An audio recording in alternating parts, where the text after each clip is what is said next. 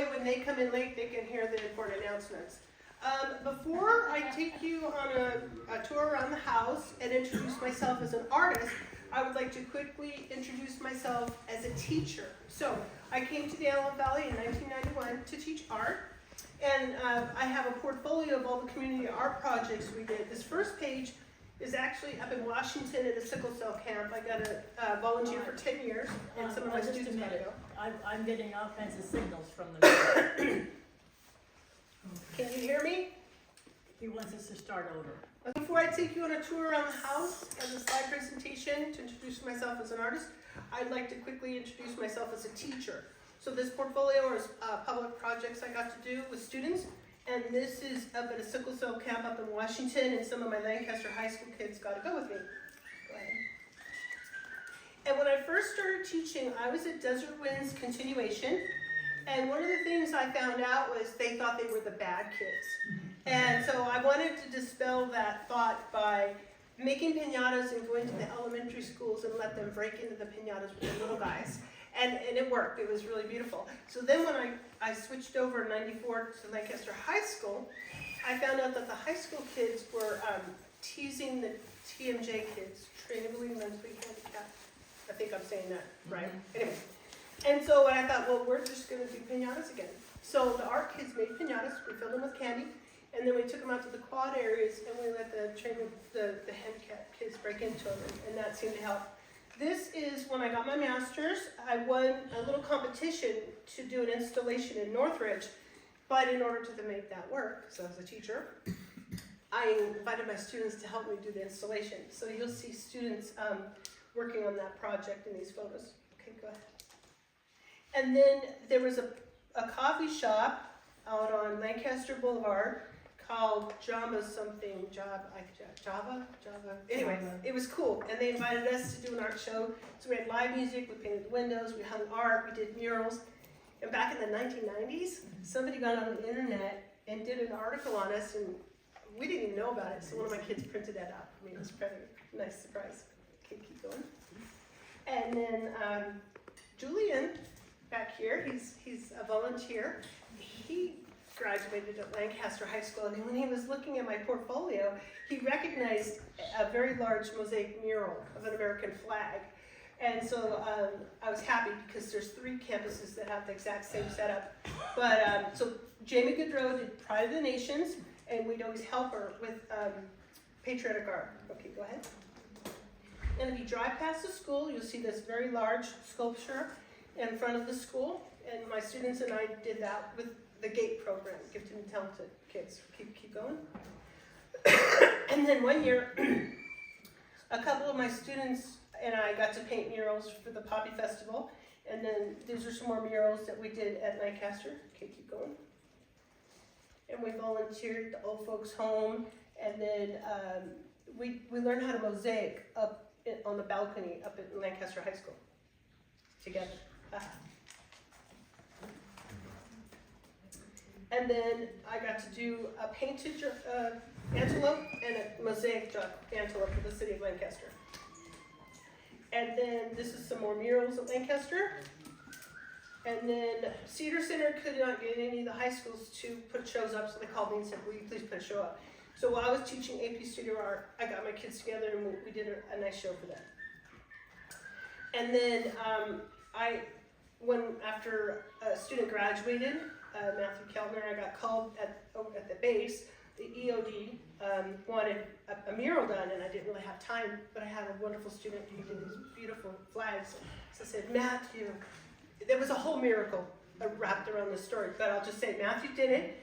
I called him up and he said, I work at the base. I was like, oh, good. So he did it, and it turned out beautiful. And then those are murals done at RX Paris. That's where I finished my career. I finished in continuation. And at MOA, we took some first place best of shows. And then for the city of Lancaster, we yarn bombed City Hall, and it was quite a big deal. And then we did mosaics for Lancaster City's community garden on Elm Avenue, their water fountain, their pizza oven, and stepping stones. And then MOA wanted us to do an installation on the rooftop, so we gathered rusted cans out here in the desert. We did Joshua Trees, and then we did murals on Lancaster Boulevard with powwow. Thank you, Larry. Okay, now you're on. Okay. There's our leading. Yeah. We have a few announcements that I need to make. Most of you have already been You made it. tracked by Lori when you came in and reminded that your dues are due. As of the end of this month, that's the end of our fiscal year. We do have some work days planned in my barn next Monday, Monday the 1st, at 8 o'clock. We're going to be doing things like inventorying the books, trying to get an idea of what all I have and where it is, because I should not be the only one who knows where things are. Other people need to know where some of the things that belong to the Historical Society are. So 8 o'clock, probably for maybe 2-3 hours, depending on how hot it is. And then the following Monday, we're also going to do 8 o'clock in my barn and in my house, because I have things everywhere. And we need to just log the location of these items. I also wanted to tell you that our September meeting is going to be back in the library, same time. We've already paid for the use of the library. They're very reasonable. So we've already done that for all of the meetings for our next fiscal year. I believe that our October meeting per Siobhan is going to be at the ranch, and then we'll be back in the library until we get to our December meeting. Anyway, officially, we're supposed to install officers at this meeting per our bylaws. Matt, could you stop videoing for a minute, and could we install the officers?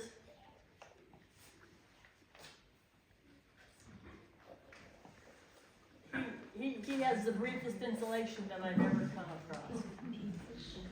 On down. Please step forward. We have Lori and Shar, who are co-treasurers, and Janet is our secretary, and I don't think we have any other board members here. Raise your right hand, please. Right hands are up. I state your name, I, having been duly elected to the office which you hold, having been duly elected to the office of co-treasurer, promise to do what I'm supposed to do. promise to do what I'm supposed to do. That's awesome.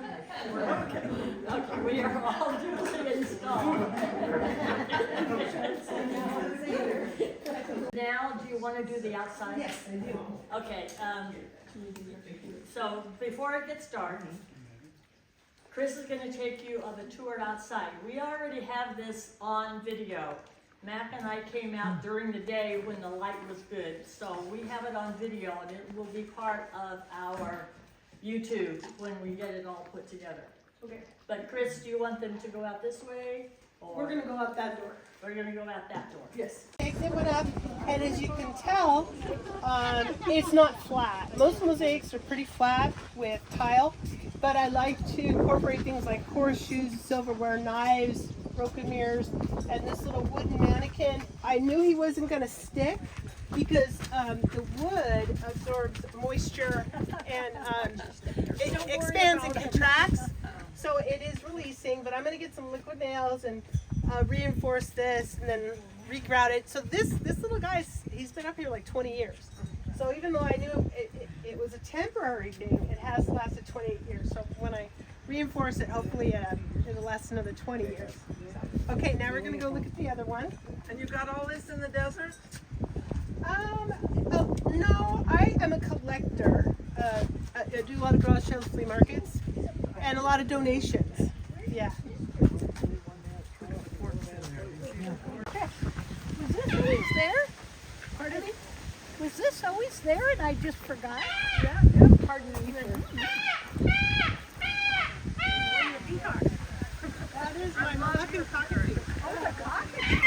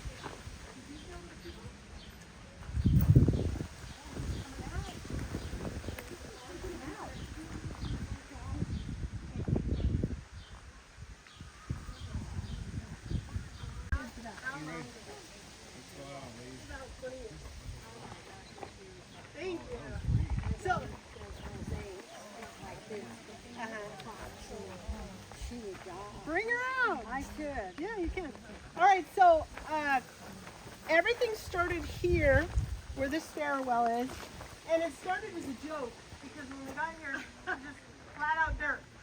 And I thought, well, if I can't have flowers, we'll mosaic some flowers. So all my friends who came over, I told them put a flower on the wall. So I gave lessons to my friends, and they all put up flowers. And then you could kind of see a cutoff to the right here where I always wanted a koi pond, and then I found out how expensive they were. So I thought, I will mosaic a koi pond. So I did that. And then on this side over here, you'll see some hot air balloons. So during COVID, I got the hot air balloons. Oh my God. With the help of Lori and Andrea.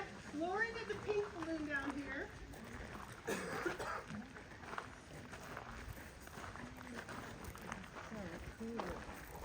And you'll notice a lot of vintage pieces in here. I like to collect old stuff and incorporate. What is your favorite color? In the cool spectrum, it's a toss-up between green and blue and purple. So it's those cool colors. They're my favorite. And I see so much of the blue. Yes. And the sky is matching your colors today. That was clever of you to do that.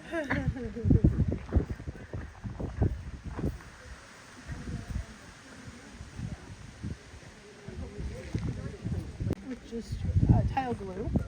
But a lot of them are pretty, the backgrounds are a little bit flat or flush. And so if they release, I either use liquid nails or an epoxy to get them back on so they'll stay on. So, but I start everything just with tile glue. But I do a lot of repair work with epoxy and liquid nails. Liquid nails, yeah. Yeah, then it's permanent. Yeah. It all depends on the substrate. But I have all sorts of Children. different, No, it's just, I wanted the poppy fields because, like, when we've been out on location painting, hot air balloons come in while we're painting, and so I thought, wouldn't it be nice if we put the poppy fields? Both these are swell, that's okay.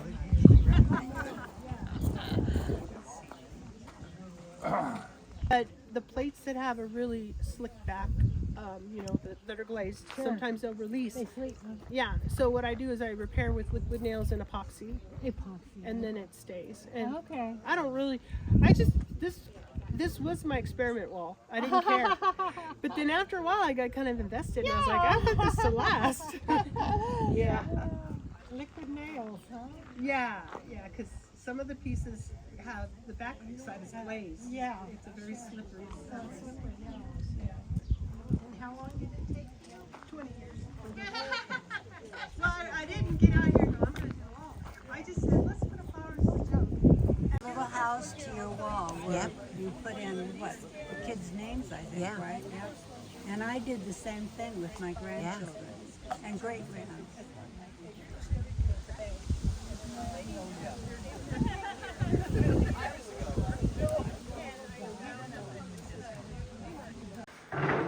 So I wanted to share with you a slide presentation that I give I gave my students every year. I'm retired now, and it was fun for them because they're not familiar with slideshows, and so they only did it once a year, and I would show some of my work. So you can tell this is backwards because my name is backwards. So some of these slides are flipped.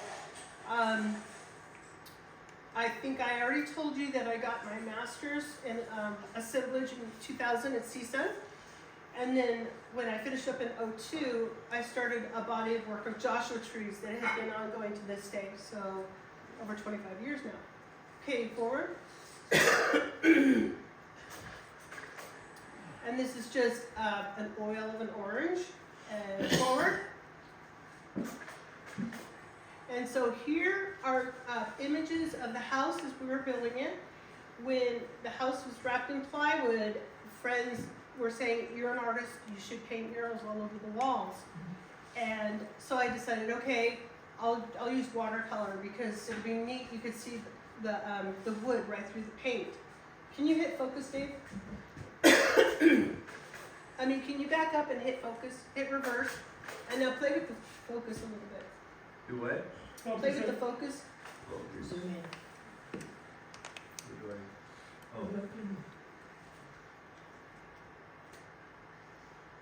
Other way. that's it. Really? Yeah. Oh, well, okay. So you can't see it, but what I chose to do was the Psalms from the Bible in all of the paintings. So every single wall of this house, inside and out, is wrapped with Psalms.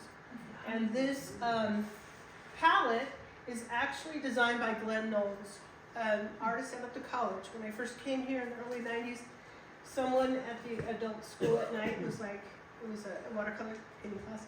He kept pushing me, you gotta take Glenn's class, you gotta take Glenn's class. Okay, so I just finally took Glenn's class. So, and it was a blessing because he invited me to go on location with his group to paint plein air. And so at the time, I was just happy to do it.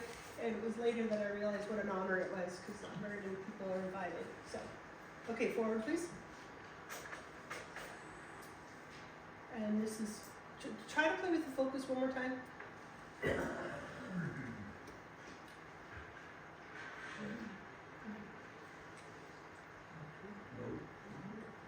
Huh.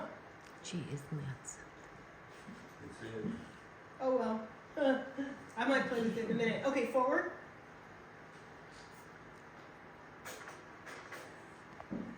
So here on the close-up, you can see the written word a little bit better. And at the time, we were going to a Spanish church, Iglesia de Gracia. And when the kids came out, I gave them Sharpies, and I said, you know, have fun, and so they helped and they contributed. Okay, forward, please. And outside where I showed you that Joshua tree, there I did a watercolor of a Joshua tree, and then I asked Dave, I said, so when the house has got stucco, how do you feel about a mosaic there? And he goes, sure. So that's where the Joshua tree is now, that location. Okay, forward please. And then some of you guys who go to Wayside Church will recognize this image. It started at Central. They were doing performance art. So people would paint during the song, and they asked me to come up with something original. So I kind of did a logo for the Trinity. So the Father is represented by the Son. Jesus is represented by the Red Cross. And of course the dove is the Holy Spirit. And so this was my image. And so when I got to do a mosaic for Wayside, I just took that image and I incorporated it into the mosaic at the church. Okay, forward please. And there's a close-up. And it's the entire Psalms 34. Okay, forward please. And that sun is right there on that wall. Okay, forward. And there's a close-up. Forward. Now, when I did my master's for CSUN, it was kind of the same title as tonight, Passing Through. And when we came to the Antelope Valley, I will be honest with you, driving in, I was sick to my stomach.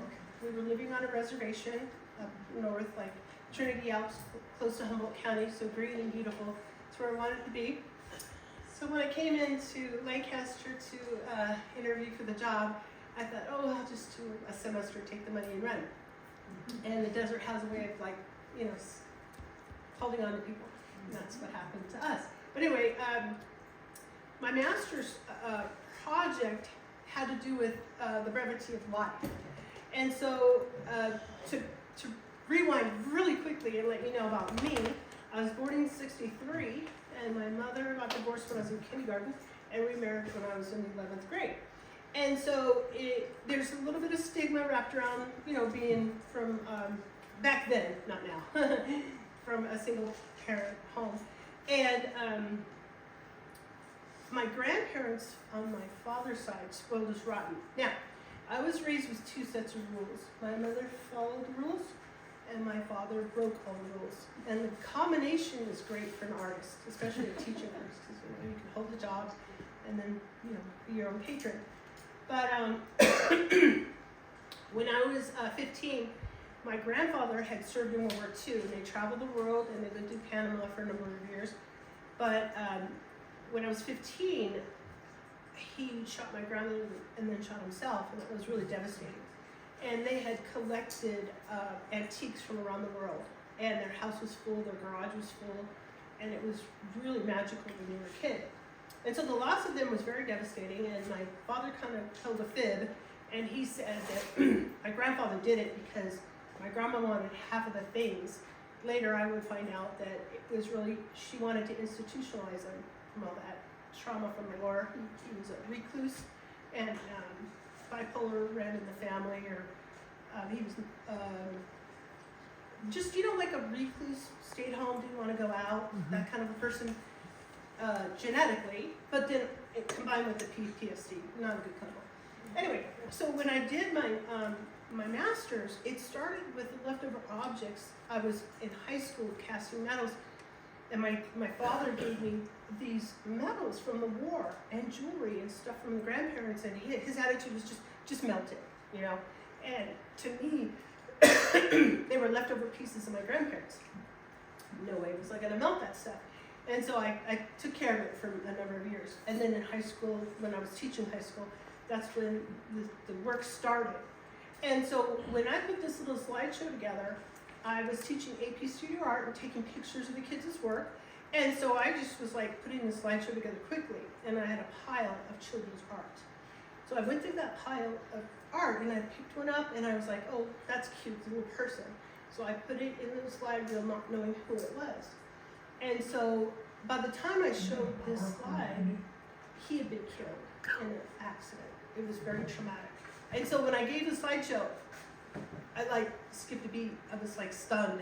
I couldn't, I was like, oh my gosh, I picked his, And so anyway, the body of the work is about how life is transitory, and we are all just passing through. Okay, forward please. My projectionist is gone. Yeah,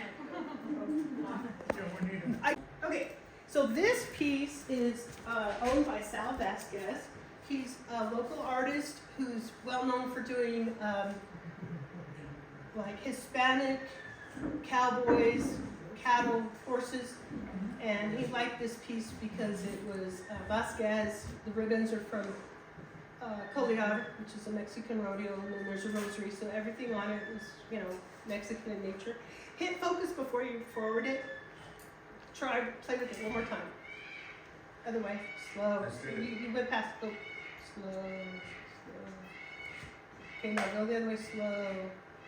Other way, slow. Other way, slow. Other way. Isn't that beautiful? There you go. Ooh. Oh well. Okay, I'm not gonna worry about it. Okay, forward. Okay, play with focus as I talk. So this piece is about casinos. It's all about money. And it's because we were living on a reservation at the time, and I had this necklace was made of dentillium shell, which was their form of money back in the day. And so the Coca-Cola can just represented capitalism, and of course the chips represented the casinos. And a lot of people felt like, well, this is a good source of revenue for the tribes. But I was sort of like, well, for some of them it's a new addiction. So it turned out that way. Some people get rich, and some people get a new addiction. Okay, forward please. And then these little worry dolls came from Guatemala, and the leaves are bakelite. So I still collect vintage items, and I like to combine them for little vignettes, little assemblages. That's what assemblage is. You just find found objects and make sculptures. And so. That bird, Okay, forward. that bird is coming in real loud. Forward. So when we were traveling, I lost my hearing. It was the deaf leading the deaf. It was unbelievable. Okay, so this is a result of my students not taking care of the brushes. Drove me crazy. So I would collect the brushes that the kids wrecked, and then I would turn them into art, and it kind of saved my sanity. So, yeah, I'm a product of the Depression. I save everything, recycle everything, and I hate the fact that brushes would get ruined. And so once I figured out a use for the brushes, then I was like, okay, that's all right. Okay, forward please. He's not here. I think he's trying to make the bird quiet. I'm gonna see this stop button. That's the one. Okay, go ahead.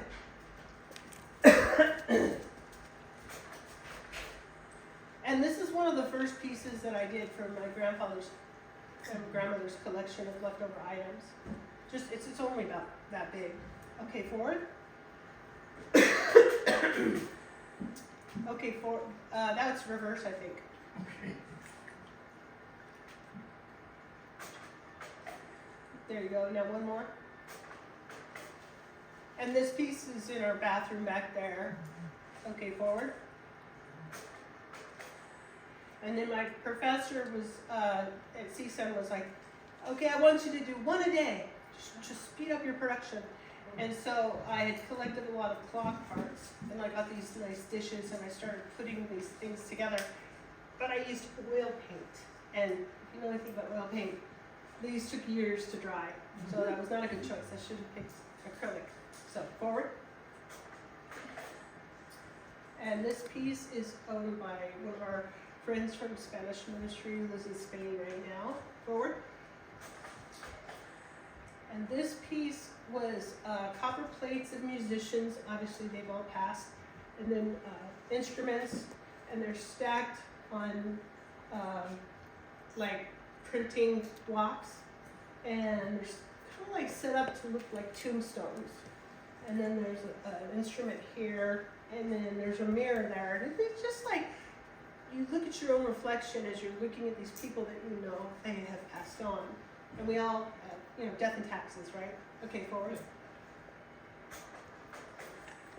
And then when my aunt died, I got a bunch of jewelry from her. It was my father's sister who didn't have kids. And, people aren't going to wear this kind of jewelry because it's out of date. Some of them are clip-ons, whatever. So I decided to make plates for the grandkids. And so this one was for Jordan, that one was for Megan, forward. And then this one was for Erica, and that one was for Alyssa. So they each got a plate of like the leftover jewelry. Plus, obviously I supplemented. Okay, forward. And that's a close-up. So each one had, favorite animals, favorite colors, and I tried to make the plates according to their personalities. Forward. And then this was just made from a handheld mirror. Mirror's gone, so I just use it as a canvas. Forward. And some of you guys got to see the tuba outside and the message. It was pretty fun because the only person who was able to look at the piece and translate it was the pastor for Iglesia de Gracia, because here in the mouthpiece there's red writing, and obviously if you recognize red letters, those are words from Jesus. And he said it's not what goes into a man that corrupts him, but it's what comes out of a man that corrupts him. So the chain that's going into the tuba is all real, gold and silver. And all the jewelry that's coming out of the tuba is costume jewelry with mirrors. And each river has like scripture that talks about things that are harmful, like gossip and, just hurting people through your words, stuff like that. Okay, forward please. And that's a close-up. Okay, forward. And then in our bathroom in the back, there's this piece is dedicated to King Solomon and the book of Ecclesiastes, and it's just like that outpouring of wealth and how it really can't bring you happiness. And when I was getting my master's, I almost didn't get my master's because they really didn't like the scripture.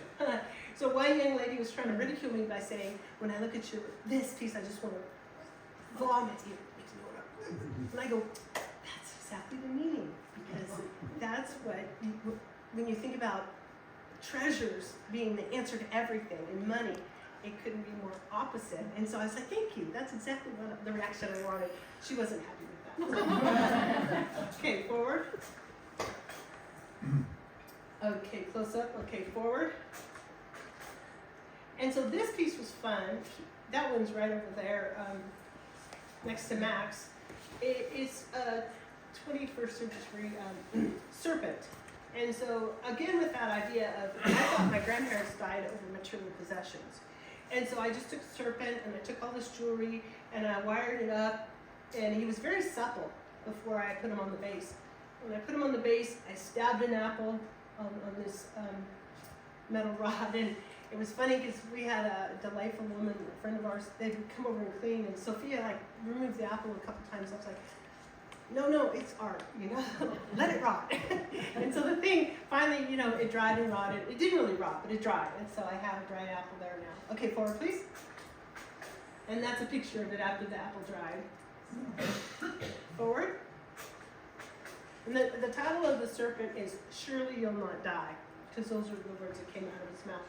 Okay, and then my professor at CSUN loved my tuba so much, she let me know that this French horn had traveled with her to many different states, and that she wanted me to have it so I could turn it into art. So that's what I did with her French horn. Okay, forward. And then again, this is one of the early pieces from the grandparents.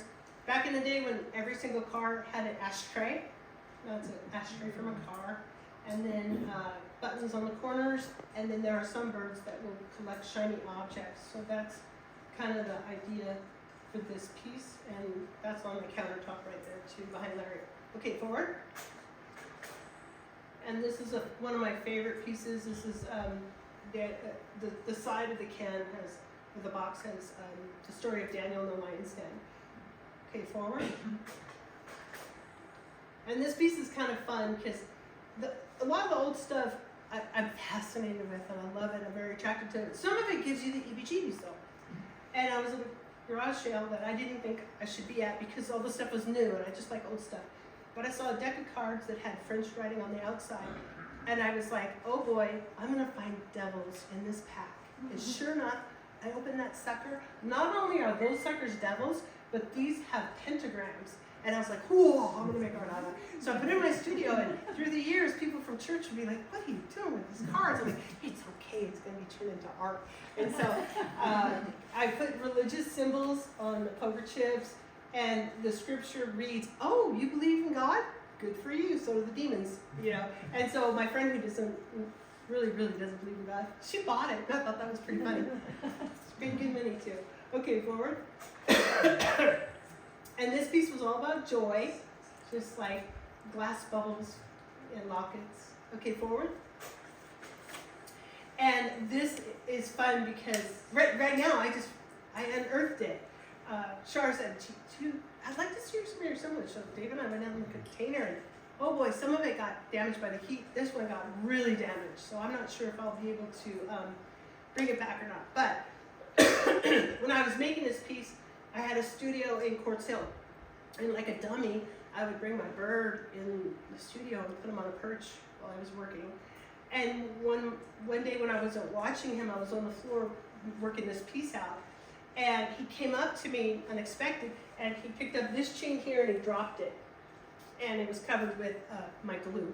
And I was like, okay, I'll leave that. So this is the only piece my bird ever helped me with. And these are bird heads. And this is Alfred Hitchcock's The Birds with Ticky Hedron. And so, yeah, go figure.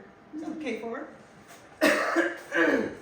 And then there's my sister owns this collection. It's all about time and how it's fleeting. So forward. Forward. And this is just the last slide of the assemblages. I was studying sciences. I thought I would teach the sciences because that was practical. But then I switched my major to art, and I decided to be that little rebel and break all the rules, and I lived happily ever after. But anyway, Bunsen burners with fossils just for fun. With a shark, petrified piece of shark. Okay, forward, we're going to see 2 slides of somebody else's work. Keep going. This is upside down. This is wisteria. This is a friend of mine in pink. One more time. And this is our last slide. So he was famous for, I think, aren't these peonies? Are these peonies? Right. Or no? Does anybody know what kind of flower that is? I think it is a peony. That was his specialty. So in my career, I've gotten to take all these beautiful tangents. And so Glenn Knowles called me up one day. He goes, Kris, we're having a master come out from China to teach Sumi brush. And I know how much you love it. I was like, oh. So I was on it. So I came, I took his class, and we ended up being friends. He ended up painting one of the antelopes for the city of Holladay, and he called me because he was like really nervous. He was a master on rice paper, but he had to paint the antelope was made out of some kind of resin, fiberglass, and he had to use oil. I think he was working with acrylic, and he wasn't used to it. So when I came to visit him, it was gorgeous, and I was like, in painting, it's not performing like watercolor, like you're used to on rice paper, but it's beautiful, and everybody's gonna love it. And I only had one criticism because the top of the head had nothing. I said, the proposal that you sent in, did you do anything with the horns? And he said, yeah, they have blossoms. I go, put those in and you're done. And he got his went for the highest. He did very well. So just like I wanted to put a plug in for in-painting in that while you're on this journey, you just have all these beautiful detours and you meet wonderful people, and they, you know, complement your life. And he was a wonderful friend. And I took, when I painted with Glenn, now he's a master plein air artist, and when I go out and paint with them, it was an opportunity to really hone my skills, but I never wanted the title of plein air artist. And so when I learned from in paint, he said, you stick with me, I train you into swimming artist. And I was like cracking up, like, well, what an honor, what a privilege. But no, I don't want to take on somebody else's, another culture's, you know, art form, but their discipline was amazing, and it helped the brushstroke for watercolor. So anyway, does anybody have any questions? No? Okay, I am going to turn off the bulb. So a friend of ours that was an artist, he started, all our landscaping came from Jerry Strangio. So if anybody wants to come back and get baby plants or starters, you're all welcome, invited. So We need to give Kris a big round of applause. This was amazing, and we're very honored that you allowed us to come into your home, see your studio, see your artwork, and this has been, I think, just really a special program, and we're glad that we are videoing it so we can put it out there so others can share. And if you didn't get a ball of rocks, if you came a little late, you go out to the studio. In the windows, you'll see little bottles of rocks. I collected them on locks out here because found a place where I think the Native Americans were making arrowheads. So it started that way with, you know, broken glass and bullet casings. So make sure you get a bottle of rocks. I didn't see it. It was hanging on the wall out in the studio. Yeah, if you go back out there, you can see it. Yeah. Yeah, if you guys want to go back out to the studio and check it out, and get a bottle of rocks. Yeah. So, What's up, man? She wants to take a video. Okay. let's see, I'm gonna my. Oh, whoa. There, that's better. All right. Okay. So my cousin married a man who worked for ExxonMobil, and they lived in different parts of the world. And when they were living in Uzbekistan, they brought me back these tiles, and he let me know that they're like 400 years old, and they're very deep. So when we did the fireplace, hey babe, shut the door. So when we designed the fireplace, I made a pattern kind of like in honor of these round tiles. And so these square tiles are really super thin, and they're from Portugal. And so I floated them so they would, you know, come out further. And the spikes are from Seattle. My sister lived next to a rail line. And then the glass came from Seattle. And then these blue tiles are from an old house. We had a swimming pool. And then the travertine is leftover tile from this house, and then just other found objects. Okay. Well, okay, but now take a look at above the grit grade here. There's a chain. You're the only one who's asked. That's a good story. So when we laid this out, this is the secret when you do something like this. You create a paper pattern, and I laid it on the floor, and I laid out my design. And we had this genius that was putting in all our cabinetry. And when he saw the layout, he said, there's no way you're going to be able to put that chain in your mosaic. And I was like, Watch Like- me. So all I had to do was create like a worm with newspaper and foil. And so that was my weight right in here. And so then when I glued the chain to the wall and the glue dried, all I had to do was rip out the newspaper and foil and it was set. And then when I grouted it, he couldn't believe it. He goes, "You made it work." Well, you did more than make it work. It's absolutely a work of art. Thank you. Yeah, chain Really? should not be there because of the sheer weight of it. But when you figure out a way to displaced the weight while it's dry, while the glue is drying, there's a way Okay. to do it. You just have to figure it out. Okay, perfect, perfect. Kris, I think that this was a spokesperson's tour, a what? spokesman's tour. What does that mean? It's the top of the line. Oh, Really, Thank really. you.